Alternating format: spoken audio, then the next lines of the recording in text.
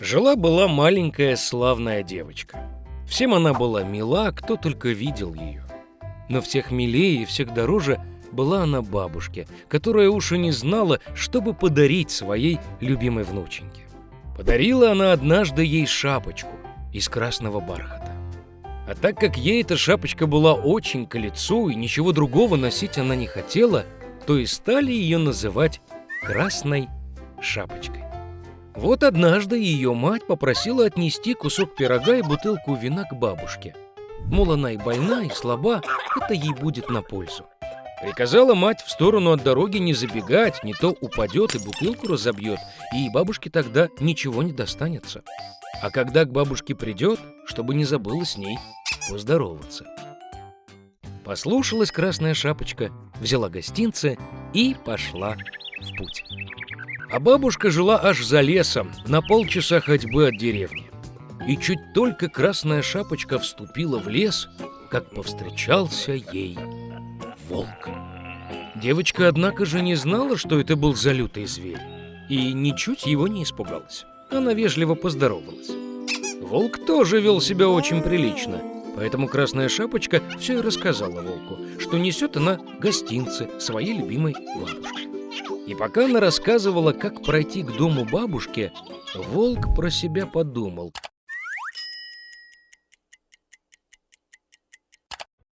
Как бы ему съесть не только старушку, но и миленькую девочку.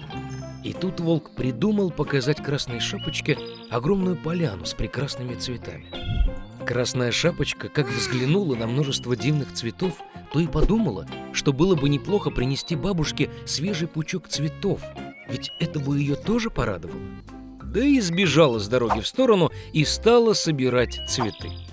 Чуть сорвет один цветочек, как уже ее другой манит, еще лучше, и она затем побежит. И так все дальше да дальше уходила вглубь леса. А волк прибежал прямехонько к бабушкиному дому и постучался в дверь. Бабушка спросила, кто там. А волк ответил тоненьким голоском, что это Красная Шапочка принесла пирожка и венца. Старушка поверила и велела надавить на щеколду и входить. Волк надавил на щеколду, дверь распахнулась, и он забежал к бабушке в избу. Кинулся к постели бабушки и разом проглотил ее. Затем он надел бабушкино платье и на голову ее чепчик, улегся в постель и стал ждать. Красная Шапочка между тем бегала и бегала за цветами, и когда их набрала столько, сколько могла нести, тогда опять вспомнила о бабушке и направилась к ее дому. Она очень удивилась тому, что дверь была настежь отворена, и когда вошла в комнату, окликнула бабушку. Ответа не было. Подошла внученька к кровати и видит. Лежит бабушка. И чепчик на самый нос надвинула, и такую странную, кажется. Красная Шапочка с недоумением спросила, для чего бабушке такие большие уши. А волк ответил бабушкиным голосом, чтобы лучше слышать. Затем Красная Шапочка спросила, зачем бабушке такие большие глаза? Чтобы лучше тебя рассмотреть, ответил волк. А руки такие большие, чтобы легче обхватить. И когда Красная Шапочка увидела пасть волка и только спросила, почему у бабушки такой противный большой рот, как волк накинулся на нее, закричав, чтобы я тебя могла съесть, и проглотил бедную девочку. Насытившись таким образом, волк опять улегся в кровать, заснул, да и стал храпеть, что есть мочи. Проходил в это время мимо бабушкиного дома охотник. Услышал храп и подумал, не приключилось ли чего-нибудь со старушкой, что она так храпит. Вошел он в дом, подошел к кровати и видит, что там волк спит. А он уже давненько на этого злодея охотится. Хотел было убить его из ружья, да пришло ему в голову, что волк, может быть, бабушку проглотил и что ее еще спасти можно.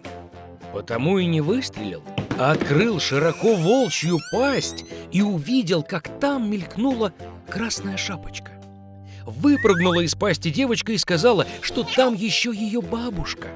Открыл охотник еще шире волчью пасть, и за красную шапочку кое-как выбралась и бабушка-старушка. Обрадовались они, стали обниматься и благодарить охотника. Решили они проучить хитрого волка.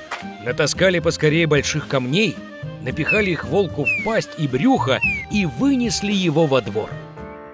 И когда волк проснулся, увидел охотника и хотел было улизнуть, но не вынес тягости камней и упал на землю. Это порадовало всех троих. А волк тем временем поднялся и еле-еле поволок свое тяжеленное брюхо в темный лес. Больше его и не видели. Вот так они проучили хитрого волка, а Красная Шапочка решила, что никогда больше не ослушается матушкиного приказания. Жили-были старичок и старушка в маленьком домике на краю леса. Все у них в жизни спорилось, одного только не хватало. Не было у старичка и старушки детей. Попросил как-то старик испечь пряник в форме маленького человечка. Заглянула старуха в амбар, а муки почти не осталось. Взяла на миску, по коробу поскребла, по сусеку помела, и набралось муки пригоршни с 2. Замесила старушка тесто на сметане, и когда раскатывала на столе пряник, взяла да и сделала его в форме маленького человечка с ручками, с ножками, с головой, и поставила его в духовку. Через некоторое время старушка подошла посмотреть, пропекся ли пряник, взяла его и положила на окошечко остудить. Остыл пряничный человечек, полежал, да вдруг встал и побежал со всех ног из дома. С окна на лавку, с лавки на пол, по полу да к дверям, перепрыгнул через порог на крыльцо, с крыльца на двор, со двора за ворота, дальше и дальше. Старушка позвала мужа, и оба они бросились вдогонку. Но не так-то просто поймать пряничного человечка.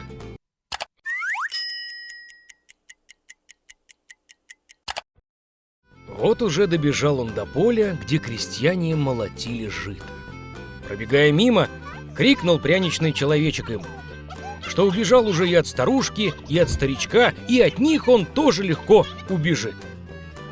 Услышали крестьяне такое и побежали за ним вдогонку, но как быстро они не бежали, догнать его не могли. Прибежал пряничный человечек на поле, где косцы косили траву. Пробегая мимо, крикнул он им, что убежал уже и от старушки, и от старичка, и от крестьян, и от них он тоже легко убежит. Не выдержали косцы таких насмешек. Все бросились за пряничным человечком, бегут со всех ног, а догнать не могут. А человечку навстречу корова идет. Он и ей закричал, что убежал уже и от старушки, и от старичка, и от крестьян, и от косцов, и от нее он тоже легко убежит. Разозлилась корова и тоже за пряничным человечком бросилась, только догнать не может. А ему навстречу свинья. Человечек закричал, что убежал уже и от старушки, и от старичка, и от крестьян, и от косцов, и от коровы, и от нее он тоже легко убежит. Завизжала свинья и вдогонку кинулась, только догнать не может, слишком толстая она была. Бежит пряничный человечек по дороге, а навстречу ему заяц. Сказал человечек, что убежал уже и от старушки, и от старичка, и от крестьян, и от косцов, и от коровы, и от свиньи, и от него он тоже легко убежит. Услыхал заяц такое и побежал вдогонку. Не может и он догнать никак человечка, только заяц его и видел. Бежит пряничный человечек, а навстречу ему волк. «Я тебя съем», — говорит. А человечек ответил ему, что убежал уже и от старушки, и от старичка, и от крестьян, и от косцов, и от коровы, и от свиньи, и от зайца, и от него он тоже легко убежит. Зарычал волк и кинулся на пряничного человечка, а тот увильнул и побежал, что есть мочи, только волк его и видел. Бежит пряничный человечек, а навстречу ему огромный медведь. Не испугался его человечек, а закричал, что убежал уже и от старушки, и от старичка, и от крестьян, и от косцов, и от коровы, и от свиньи, и от зайца, и от волка, и от него он тоже легко убежит. Топнул ногой свирепый медведь и побежал за ним вдогонку, но медведь был слишком медленным, чтобы догнать быстрого пряничного человечка. Бежит, бежит пряничный человечек, а навстречу ему лиса. Лиса была очень хитрая, но человечек этого не знал. Поэтому он по привычке и начал кричать, что убежал уже и от старушки, и от старичка, и от крестьян, и от косцов, и от коровы, и от свиньи, и от зайца, и от волка, и от медведя, значит, и от нее он тоже легко убежит. Дослушала лиса до конца и сказала, что она совсем стара стала, ничего не услышала. Подошла поближе к человечку и попросила его повторить. Послушался ее глупенький пряничный человечек и начал заново хвастаться. Дослушала лиса до конца и сказала, что все равно ничего не расслышала. Подошла еще ближе к человечку и попросила его повторить снова. Согласился пряничный человечек, и только он начал заново, как лиса накинулась на него и съела. И больше пряничный человечек уже не хвастался.